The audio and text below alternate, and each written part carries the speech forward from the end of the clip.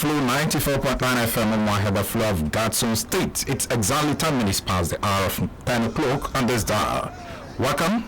Of course, you know, it is Dr. Kalu speaks on Flow 94.9 FM. So if you're from Umunochi or Hafia or Chuku, Isukwato, Bende, this is your program where you're supposed to interact with a senator representing Abia North Senatorial Zone at the National Assembly, Senator Dr. Kalu, here on Flow 94.9 FM. Welcome once again. My name is Ginika Oloha. Of course, I have the regular here, the spokesperson, the Southeast Media Aide to Senator Dr. Kalu, Honorable Madikoko. Honorable, good morning and welcome to the show. Good morning, Ginika, and good morning, Ndabia. Straight to the business of the day. We understand that the senator representing Abia North Senatorial Zone, Dr. Kalu, is around. He's in town. I suppose he's in Ibere, seeing his constituents. How is it going? Well, it's been fun. The senator representing Abia North Senatorial Zone, Dr. Orji, who is also the chief whip in the House of Solons, the red carpet. He has been on talking to folks, a lot of folks. We get about 1,000 folks coming to Leia every day to see the senator. People love him. The other day we went to court.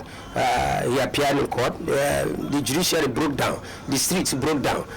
People love him. As we were driving towards EC Gate, everybody came out. Even the workers that were being owed in Abia North, they were jubilating when they saw Uzor Kalu. They felt as if they had been paid their salaries, which have not been paid for the past 4 months. So people are happy. Uzor Kalu, the senator, the amiable senator, the man that the people love, the man that God is using to raise the consciousness of Ndibo, the consciousness of the youth, the consciousness of Federal Republic of Nigeria, and the consciousness of Africa, our continent. That is the man people love. People love Orji so much. I could not believe what happened a couple of days ago in Umuahia. Okay, I'm sure in the course of seeing his constituents or meeting with his constituents, he's talking about empowerment. What about the palm seedling? Is it still also part of it? What we did, you see, that's the problem that most of us have. We wait till the last time for us to come and take things people are begging. The state government never asked you to come and take any free palm seedling. Orji Kalu, the senator, the chief whip of the Senate, he came and for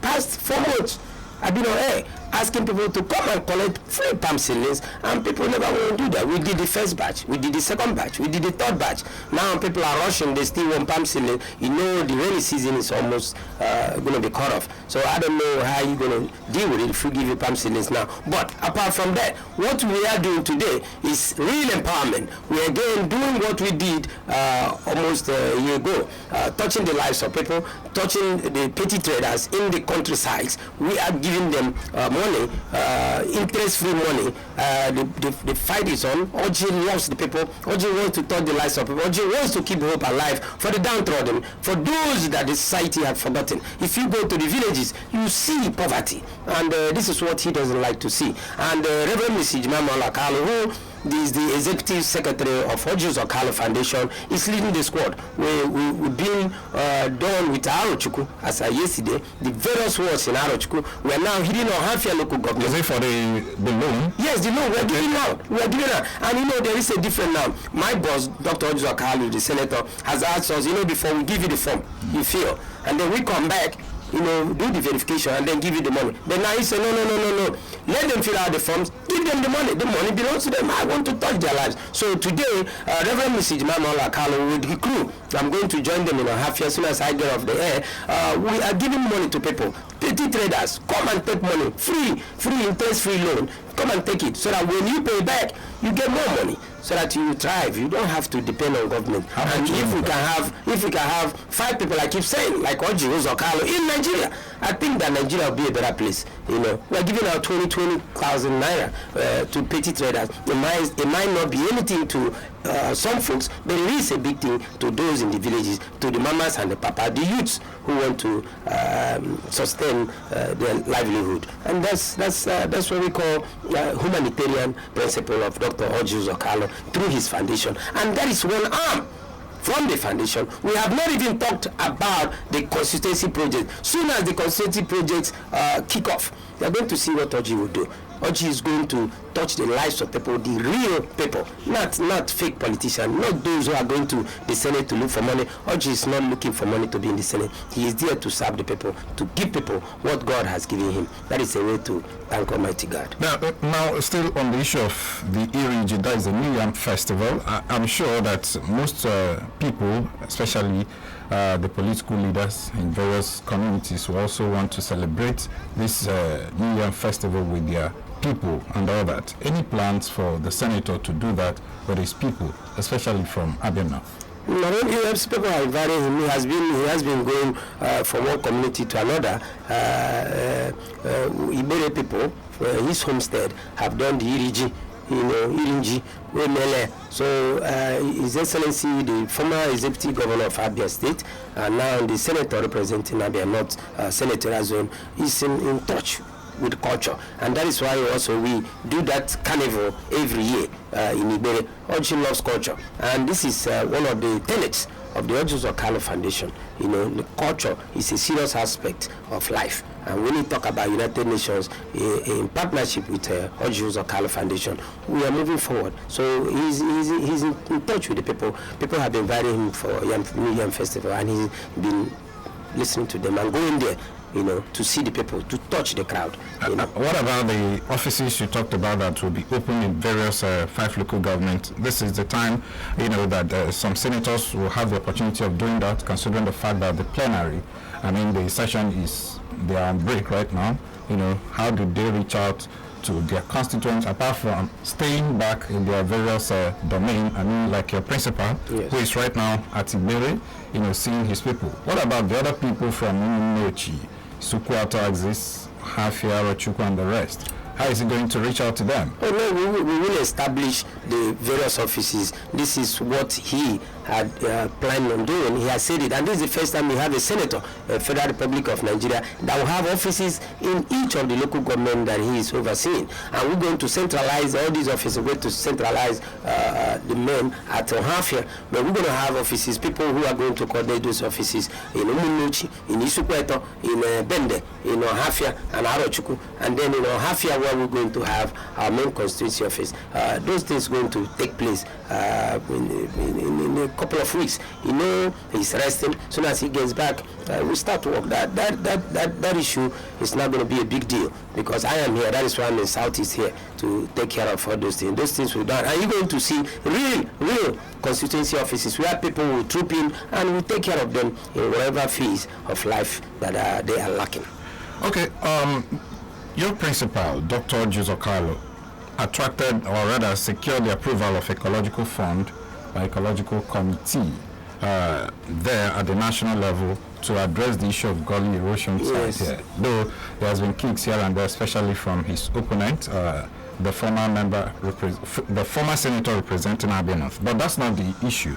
The issue is that now that he has been able to get the approval of that ecological fund, when are we seeing that project take off? Especially, Abia North is quite prone with all these gully and all that, especially Sukuato, Bende, and the rest of them. When are we seeing this project take off? Well, you just heard yourself what you just said. All those things take time.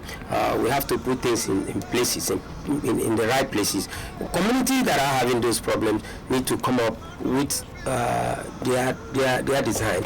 Those problems, they need to articulate those problems and bring it to the constituency office. They can call me. As soon as we get all those things, we'll take it to the senator so that the senator will be able to look at the individual cases of the communities.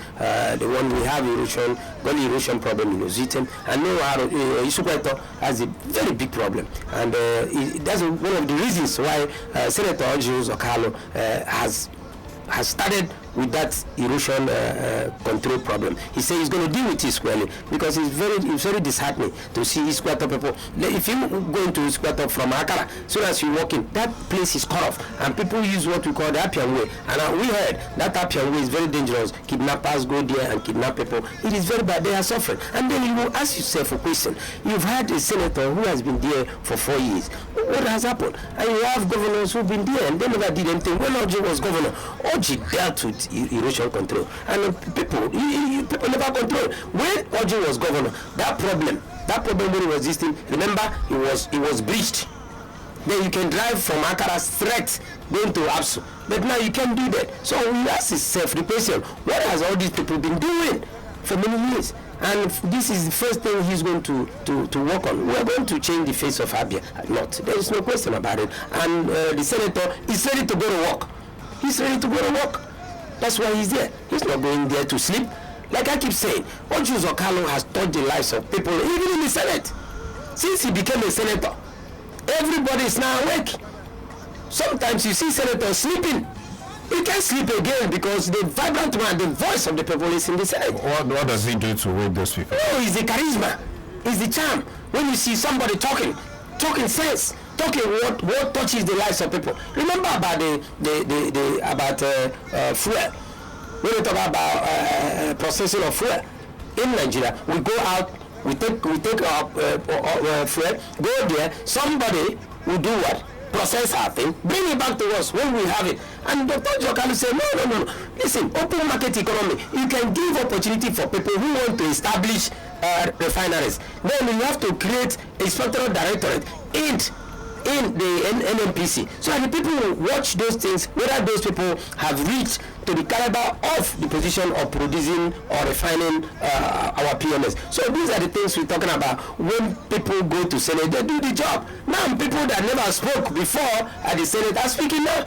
Because when you hear order, then you know that Uzor Kalu is in the Senate. There is no question about it. He is a man loved by the people. And the Senate is vibrant now. A lot of people have purchased television sets because of Orji. A lot of people have subscribed to what do you call DSTV and all these entities because of Orji. They want to see Orji, the man of action. Remember the man Olusegun, the former president Olusegun Obasanjo called action governor. He's now beyond action governor. He's action senator.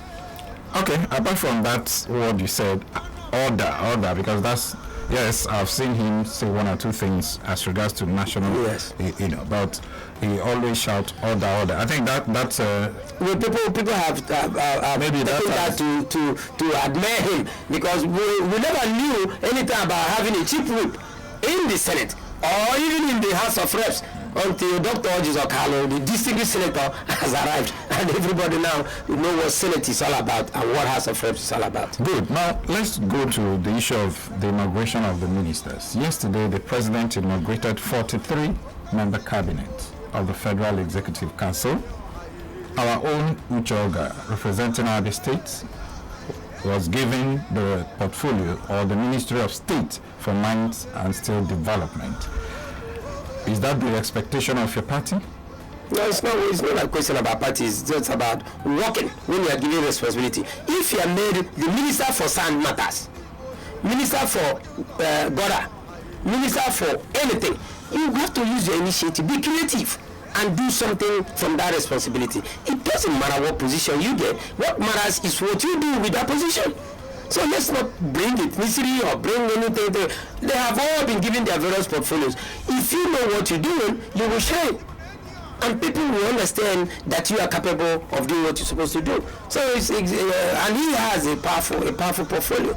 Mines and what? Still development. And he's a junior minister. Yeah, it doesn't matter. There's nothing like senior junior. Because if you are a minister, you are a minister. Nobody writes you junior minister. They might call you minister of state. Exactly. You know, but it doesn't make me junior. What you gives me the nerve, the liver to work hard, not only for Ndabia, but for Nigeria. Because we're talking about steel. Nigeria is the fourth largest producer of steel in the world. But we have not been doing anything. Ajokuta state, what has happened? That is what each other now need to look at and reassess what we've been doing before, and then push ahead. He doesn't need to wait for the other whatever minister that is above him. They are all ministers working for people of Nigeria, not for other family, neither for Okoro family or for Ndabia. It is for Nigeria. So everybody should look at people would have, people would have expected that your principal, Dr. Uzor Kalu, would have used his position to probably lobby for Uchoga to be given a more vibrant ministry, like Ministry of Works. Here in Abia State, we have so many road projects that the infrastructure is totally bad. For instance, Take, for instance, the issue of gully erosion in Abia North. But you just said it now. No, but if he had given that position, probably maybe Minister for Works and all that, he would have used his position, to attract some projects that will address the gully erosion side that we have, especially in those Abia North. What do you mean Abia North? Haven't you been to the express road from Onisha to Enugu, from Enugu to Aba to Port? Don't you see what is happening there? When Jonathan was there, what did he do? And we're talking, you're from Squatter, sometimes you drive through the express. Don't go up Piamway to go to Squatter, drive through the express. And you see the road that is being worked by the federal government. The federal government is working. Remember that you can't do everything within 4 years. Nigeria is a humongous nation. We are talking about 200 and something million folks. You understand what I'm saying? Each state has their own problems. We are going to deal with it. And that is why they say in politics government is a continuum. When you leave, don't destroy. I will not destroy what you have established because you have left. I will continue from where you stop. But because we do not play politics the way politics is supposed to play, that's why when you leave, you are busy trying to antagonize me instead of facing the problems of the people. The people that voted for you are not the elitist group. They are the poor folks in the rural areas. If you go during election and see the old women voting, people, I say, I want to vote for this person, it will make you shed tears. So let's not play this politics of say, you should have attracted this. First of all, my boss is not a lobbyist. That's not his job. To lobby. No, he's a lawmaker, and that's a lawmaker. Thank you. You need to lobby. You. No. You have responsibility. If you want to pass a bill in the National Assembly, you need to lobby your members. Your colleagues, so that they can support the bill you're passing. So lobby is also part of his job. If he had gone to Mr. President to probably ask, please, Mr. President, why don't you consider this position for the person representing my state? Yeah, because Buhari is not working. So the road you are driving from umuahia to Enugu, you have not seen what they are doing. Is that all? What else do you want? What about the bridge? That's a federal road. Yes, but we have somebody who is representing Ipu and umuahia. He's handling it. Hasn't contract been awarded? The federal government. But he has been awarded. Good. He has been awarded. For ages we've been hearing that particular. Now we are not. Orji Kalu is not representing Abia Central. Orji Kalu is not representing Abia South. Orji is representing Abia North. We are dealing with the problems in Abia North. Now, if you want Orji Kalu to do the job for the senator in Abia Central and for the man in House of Assembly for Abia Central, we are not saying Orji should do that. We are just saying that Orji would have, lobbied so that the president can give the position of the Minister for Works to Abia State representative. That's what we're talking about. Well, Orji Kalu cannot influence the president. Let the president decide. He is the president. Let him decide what to do. Well, the show is still Dr. Joseph Kalu speaks on Flow 94.9 FM umuahia. When we come back, we're going to take a breather now. When we come back, the show continues. Stay with us. Man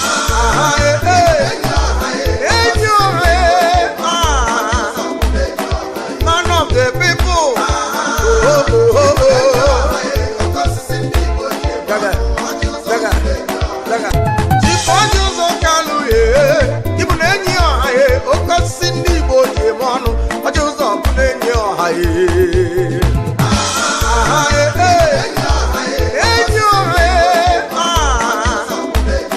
Man of the people.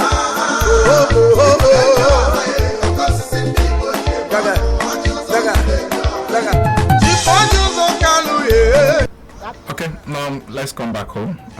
In Abia State, just a few weeks ago, there's this issue of the soldier, the military man that shot dead a cyclist at Obingwa. Yesterday, the military high command just handed over that particular suspect to the police. The state government actually stepped into that case to make sure that it's brought to justice. That's a good one. You don't think so? It is. I think we condemn it in our entirety. If you understand the position of every right-thinking person in a democratic setting, is that the soldiers, the military folks, their responsibility is to protect the integrity and sovereignty of Federal Republic of Nigeria against external forces. In the United States of America and the civilized world, you don't see military folks on the street. it is very hard for you to see a military man or a military woman on the street of United States of America. They are all in their barracks because they know their responsibility is to make sure they barricade the society, they secure the environment against external forces. Now, the job of the police is to protect our lives inside this country, Nigeria. The internal security behooves on the law, on the police officer. So the law has taken its course. The military have done what they're supposed to do. That is welcome development in all facets of life. They have done the court martial. They have turned over the man to the police, and then the law will take its course. And it's a good thing. My heart goes out to the young man that they took his life. You know, when this life goes out, it cannot come back again. It might be funny, but when you don't feel death in your family or against your friend or somebody you will know what death is all about. Death is a very, very saddening thing. And for the family, I feel so sorry for them. And I hope that efforts will be made by the law enforcement agencies to help the family to move on ahead. You can bring life back again, but whatever that will bring consolation to that family, so that they won't be thinking, winning over their child every day of their life, it should be done. Yeah, just as there's this clamor for the military to leave the streets and all that, you should know that they also complement the effort of the police in policing the environment and all that. You know, we have a peculiar case here, the kidnapping and all that, especially in Abia State, and people are beginning to express fear. Should they leave, the roads? What will happen to all this kidnapping issue? No, I think that the police force is a strong force. What we need to do is to create a viable and viral police force in Nigeria. You have bright, intelligent young men and women that are police officers. What we need to do now is to train and retrain our police officers. We have to go into use of stun guns. You don't need to shoot, but you can use stun gun to paralyze somebody and then arrest that individual. There are other means the police officer can do. If you look at the police, because we have not been giving them the opportunity to do what they're supposed to do. If the military goes to the barracks, begin to go to Sambisa forest, begin to protect the security of Federal Republic of Nigeria, the internal security will be left with the police officer. Now, if you look at the arrest of that kidnapper, those intelligent young officers, they arrested the man. They have been trailing that man. You mean the one in that escaped? The one that escaped. What happened? State, yeah. He arrested. It wasn't army that arrested him. It was the police. So that means the police force have that strength. We need to give them the backing, the moral, the fiscal support, financial support, so that when you see police officer, policeman or policeman is supposed to be afraid. But we have to reorient their mindset. It's not a question of standing on the road. It's not their responsibility to stop vehicles and search vehicles. It's the responsibility of the federal road safety. Their responsibility is to get into intelligent arm or surveillance. All this kidnapping can stop. There are ways the kidnapping can be stopped. A lot of ways. But I'm not a security expert. Security, what they need to do is to involve the job of the security experts, who will advise them. And then you'll be able to trail the criminals in the society. Despite the fact there is no society that is criminal free or crime free. No society is crime free. You will always have one or two things here and there. But Nigeria need to be reshaped to bring a new focus, a new engineering of our police force. And you see, these police people, if you pay them well, if you give them good accommodation, if you respect them, if you admire them, take them like your brother or your sister or your father or your mother, then the police force will do the needful. And I believe in our police force. They can do a whole lot. Okay, still talking about being proactive. Of course, you will need to commend the state government for being proactive on this. The governor visited the family of the deceased cyclist and charged the police to make sure that the person, whoever that shot the boy, is brought to book. And I think they are living up to that. It's still the same, the proactiveness of the state government that he has also set up a committee to address the issue of salary payment, to work out the modalities to clear salaries and salary arrears and all that. in the state. Remember, the Labour gave the government 7-day ultimatum to address that issue, or they will down tool. But now they've jettisoned the idea and obviously allowing the committee to work. What committee? How many committees have been set in other state government over this salary issue? Why setting up on this buying time? You are playing with the people. Their commissioner came on air and said that parastatals are not the core system of governance. The parastatals. That means that parastatals supposed to generate money to pay their salaries. Can you imagine a commissioner saying that? Now, how can you set up a committee? That committee is every time committee. Labour, I blame the Labour chairman because he has not been resolute. You understand what I'm saying? If the Labour man has been very resolute, workers will receive their salaries. Don't see what happened in Abia North. Local government people have not been paid. Abia North. Or Hafia, the same thing. Umuahia. I'm sorry, Umuahia North. They have not been paid. They were lying on the street when we were driving past by them. But even the local government authority, they are trying to address that particular issue. Even ministries, they have not been done, nothing has been done. What committee can you say? What would the committee do? I blame Labour in Abia. If Labour had been Labour, are you saying that government shouldn't have set up a committee? Which committee have you said? What are you saying committee for? Are you saying that the government should have paid back and allow the Labour to down? No, you don't set up. You've been negotiating with Labour. What are you? No, that's not been proactive. What are you negotiating with Labour? Pay the salary. Okay, you have not. We are talking about payment of salary, so we are not talking about the 30,000 million that is going to come on their head. So how are they going to survive it? What I pray is that this autonomy of local government should be real. So that salaries of local government, money should be given to them. How can somebody work for many years without payment of salary? And you are telling me that the parastatals are not core arm of state government? That is an insult to any civil servant who is working in ODP. That's an embarrassment to any civil servant who working in NASUPED. All these places, he's saying that the parastatal, okay, do away with parastatal then. Why can parastatal generate money? Let's talk about IGR. What have you done to generate revenue for the state government? We have all these arms that are generating revenue going into their private pockets. It doesn't go into the arm of Abia state government. And you are coming to tell me you are setting up a committee. Labour is at fault. Labour is weak. The man, when the man spoke last week, I was happy. I said, this man had changed.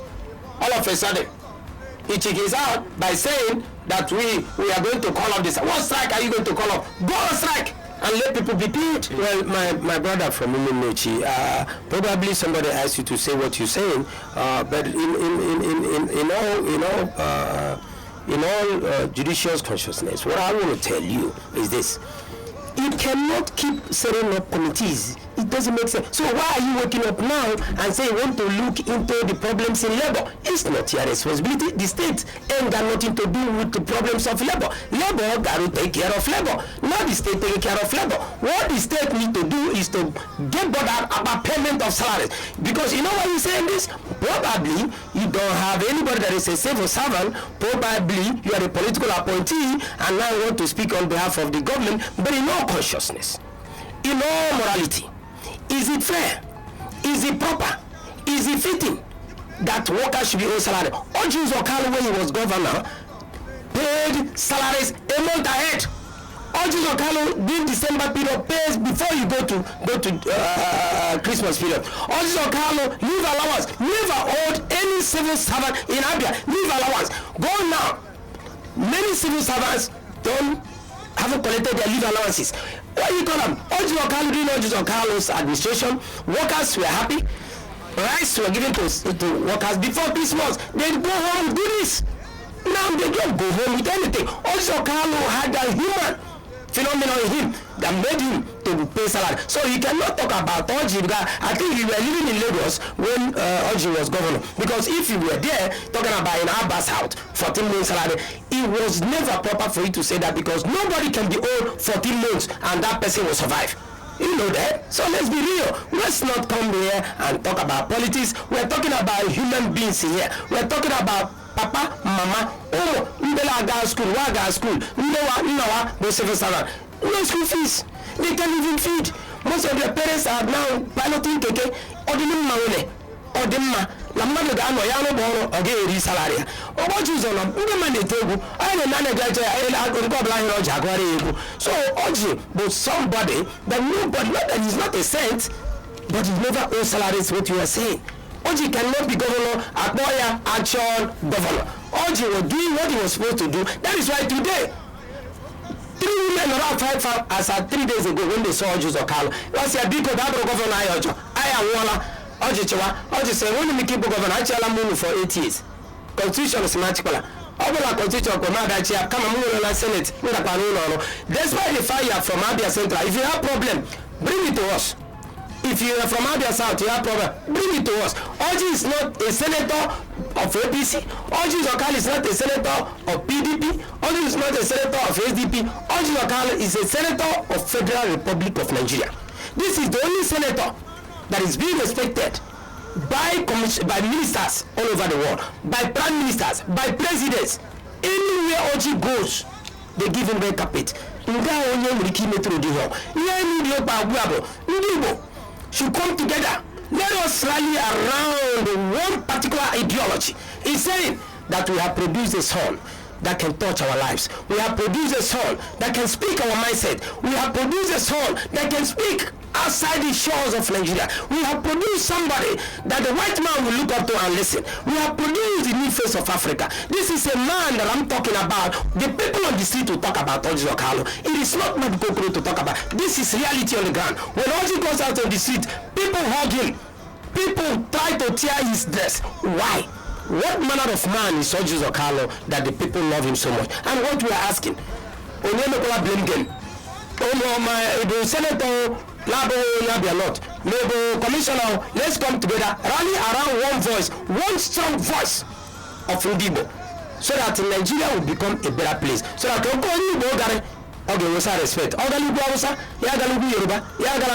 have a text message. Okay, I love Orji Uzor Kalu, Prince Igwe Chukwuemeka Kalu, the voice of redemption from Archie.